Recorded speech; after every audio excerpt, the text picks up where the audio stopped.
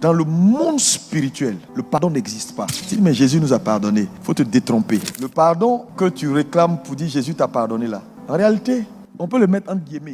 Parce qu'il a payé. Toi, tu l'as reçu, mais lui, il a payé. Parce que dans le spirituel, il n'y a pas de gratuit. Tu fais quelque chose, tu dis non, Seigneur, pardonne. Il n'y a pas de pardon. Quand tu vois quelque chose vivre, quelque chose d'autre est mort. Toi-même, tu as mangé hier, c'est pourquoi tu es assis là. Mais le poulet ou le cabri, ils sont morts.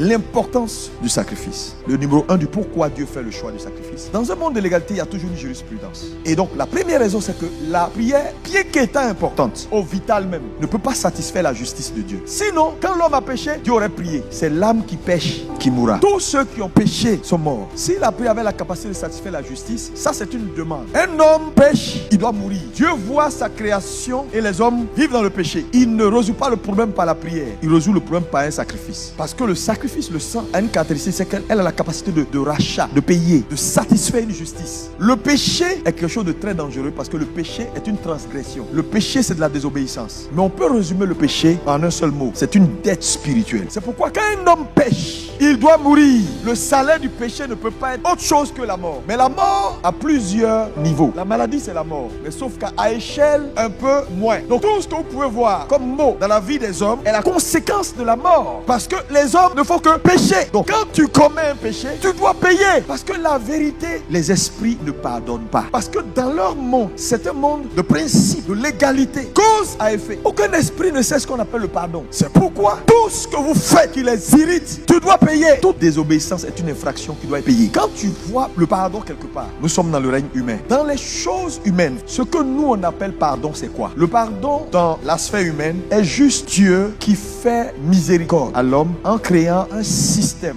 Donc le pardon est un système. Mais quel est ce système? C'est ce qu'on appelle le système de la substitution. L'âme qui pêche va mourir. Ça, c'est clair. Parce que les esprits ne pardonnent pas. Maintenant, Dieu sait que dans les choses spirituelles, tout ce qu'un homme fait, il le paie. Il met en place un système de miséricorde qu'on appelle le pardon dans les affaires humaines, mais en réalité qui est une substitution. Mais cette substitution, c'est quoi? J'ai péché et il décide de me remplacer. Donc Jésus vient, Jésus prend ma place. Substitution. Mais la substitution, le principe de substitution n'annule pas le principe, n'annule pas les lois spirituelles. C'est-à-dire, la personne qui a péché doit mourir, sauf qu'on le substitue. Et quand Jésus prend notre place, il paye à notre place ce que notre péché devait nous coûter, n'est-ce pas? Et comme Dieu est esprit et que les esprits ne pardonnent pas, Dieu frappe Jésus, bien que ce soit son fils. Parce que là, ayant pris la place de l'homme, Dieu voit un homme qui a péché. Donc il subit la rigueur de la loi. En d'autres termes, je peux dire, Dieu décide de se tuer lui-même. Donc en réalité, le pardon que tu dis on t'a donné là, si on veut voir, ce n'est pas un pardon parce que tu es mort, tu as payé. Par le principe de la substitution, tu as payé. Le principe de la substitution, c'est un principe qui fait ce qu'on appelle le partage de l'héritage. Donc Jésus, quand il prend ta place, il respecte, c'est l'âme qui pêche qui mourra. Donc il paye pour tous les hommes, il paye pour toi, il paye pour moi, parce que les esprits ne pardonnent pas. Donc la seule option que Dieu donne à l'homme, c'est de dire la loi doit être la loi. Parce que chez nous ici là, quand quelqu'un fait, il doit payer. Mais comme je les aime, faisons le principe de la substitution. Ce que Dieu nous a offert, c'est le principe de la substitution. C'est pas un pardon. Si tu dis à Satan, j'ai payé pour mes péchés, quelqu'un va dire oui. Il y a un orgueilleux qui dit il a payé pour ses péchés. Oui, tu as payé. La Bible dit Dieu lui-même à un moment donné s'est mis dans la danse pour frapper Jésus. Pourquoi? Parce qu'il vient de voir quelque chose que quand eux voient dans le règne spirituel, ils agissent. Tu ne verras pas un esprit qui va voir de l'iniquité et qui va passer. Il va sévir. Quand un chrétien pêche ou fait quelque chose, voilà ce qui se passe. Il y a deux éléments. Pour ne pas que l'esprit sévisse, il y a un premier mot qu'on appelle expiation. Le mot expiation, c'est quoi? C'est enlever. Parce qu'un esprit ne peut pas voir un péché, une transgression, et puis ne pas frapper. Donc, si tu ne veux pas qu'un esprit te frappe, dès qu'il y a un péché, il faut qu'on l'enlève. Là, quand il ne voit rien, il est calme. Mais le vrai problème aussi, et ce qui est réel, tu ne peux pas enlever un péché et puis le jeter comme ça dans la nature. Il n'y a pas de place dans le monde spirituel pour jeter un péché. Donc, il y a une deuxième chose. On bascule sur un deuxième principe, à part l'expiation, qui est le principe de l'appropriation. L'appropriation, c'est quoi? C'est-à-dire, quand tu as enlevé et puis l'esprit n'a pas vu sa colère, mais quand tu as enlevé, tu ne la gardes pas parce qu'un péché, il se paye. Il ne reste pas dans l'air. On le paye comment? Maintenant, tu as fait l'expiation, tu as enlevé le péché. Donc, quand il regarde, il n'y a pas péché. Mais on ne s'arrête pas là. Le péché, il est encore quelque part. Il faut le payer. Donc, on bascule sur le deuxième principe de la rédemption ou l'appropriation. Ce péché-là, tu dois mettre ça sur quelqu'un pour qu'il paye.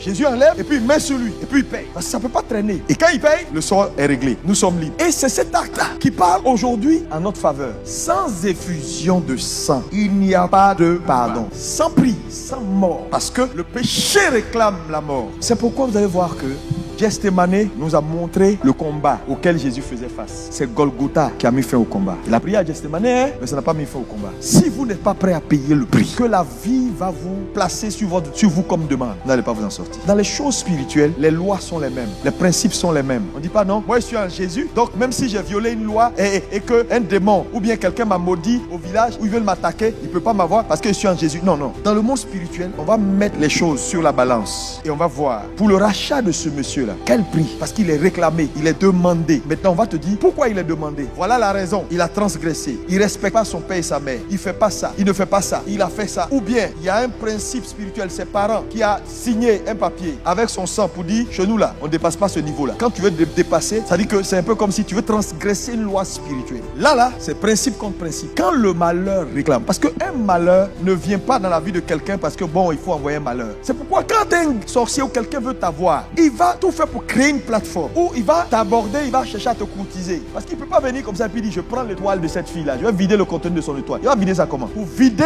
il faut créer un chemin, avoir accès à elle, et puis maintenant, quand tu lui fais le chemin, il peut vider le contenu de ton étoile. C'est pourquoi quand on vous dit d'arrêter de faire des bêtises avec des gens où il n'a fait d'argent, il va me donner ça, il va me dire quoi? Le gars va te donner la voiture, mais voiture ou bien l'argent va te donner là, ça te donnera jamais la paix. Mais les gens cupides et envieux ne veulent rien respecter comme loi. Ah, voilà l'occasion pour moi de réussir ma vie. Ah, voilà l'occasion. Frère, tout succès ou toute réussite apparente auquel on ne peut pas appliquer un processus, c'est du fait. Dans le monde spirituel, le pardon n'existe pas, qu'il faut perpétuellement être en état pour répondre aux demandes. Parce que si Jésus lui-même, qui est Dieu, Fils de Dieu, n'a pas échappé, quand la demande s'est présentée, Dieu l'a frappé. D'abord, il s'est retiré parce qu'il n'aime pas le péché. Jésus crie, ah, Père, tu es où? Il dit, mais je ne peux pas être là. Chez nous, ici, là, on ne traite pas le péché. Maintenant, il voit le péché sur le monsieur, il le frappe. Jésus est mort parce que les esprits ne pardonnent pas. Si on a tellement de cas dans la Bible. Quand vous prenez le cas de 2 Rois 3, l'histoire du roi de Moab, verset 26. Moab qui est en guerre contre Israël. À un moment donné, le roi voit que ça ne va pas, on va perdre la guerre. Il prend son fils. Pourquoi il a pris son fils? Pourquoi il n'a pas pris un esclave quelque part? Parce qu'une offrande n'est pas toujours un sacrifice. Les sacrifices accomplissent les prophéties. Qu'est-ce qui est sur toi? Qu'est-ce que Dieu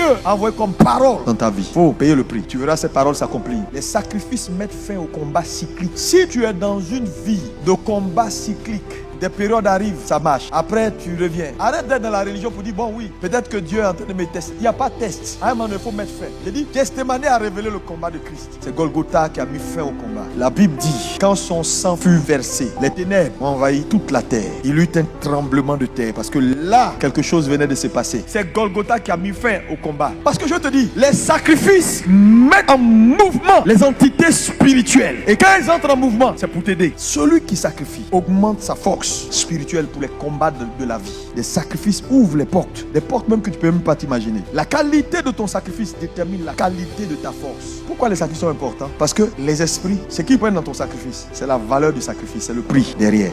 Eux, c'est ce qu'ils prennent. C'est pourquoi il n'y a pas plus grand sacrifice que celui de Jésus. Parce que ce qui est derrière est le plus grand. C'est pourquoi personne, ne peut faire plus que lui. Il a donné sa vie pour toi et pour moi. Jésus nous recherchait, il a payé le prix. Qu'est-ce que tu recherches dans la vie? Paye le prix. Je dis, si tu pries sans vivre une vie de sacrifice, tu es en train de faire ce qu'on appelle attirer vers soi des ennemis ou attirer vers soi des démons sans avoir l'arsenal qu'il faut pour les combattre.